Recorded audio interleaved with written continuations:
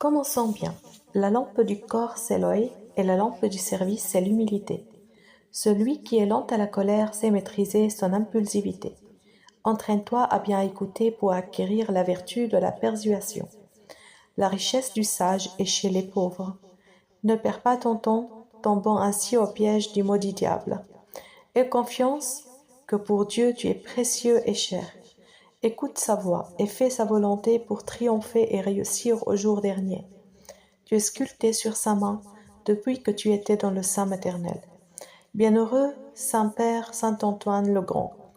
Dans tout lieu où elle n'était pas, je trouve mon repos. Dans tout endroit où tu t'es assis, je t'entends m'appeler. À toute marche de ce lieu qui m'entoure, à toute inspiration, je sens ton âme me vivifier.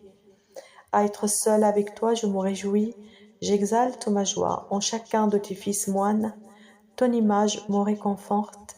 Bienheureux sommes-nous d'être tes enfants. Qu'il faut s'abandonner à Dieu en esprit d'humilité. Inquiétez-vous peu de ce qui est pour vous ou contre vous, mais prenez soin que Dieu soit avec vous en tout ce que vous faites. Ayez la conscience pure, et Dieu prendra votre défense. Toute la malice des hommes ne saurait nuire à celui que Dieu veut protéger. Si vous savez vous taire et souffrir, Dieu sans doute vous assistera. Il sait le temps et la manière de vous délivrer. Abandonnez-vous donc à lui. C'est de Dieu que vient le secours, c'est lui qui délivre de la confusion. Il est souvent très utile pour nous retenir dans une plus grande humilité.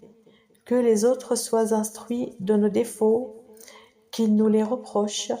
Quand un homme s'humilie de ses défauts, il apaise aisément les autres et se concilie sans peine ceux qui sont irrités contre lui.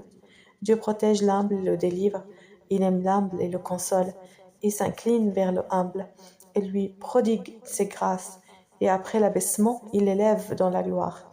Il révèle à l'humble ses secrets et l'invite à l'attirer doucement à lui.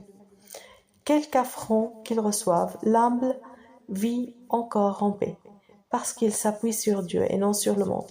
Ne pensez pas avoir fait de progrès si vous ne croyez pas au-dessous de tous les êtres. Extrait de l'ouvrage Imitation de Jésus-Christ. Béni soit votre journée.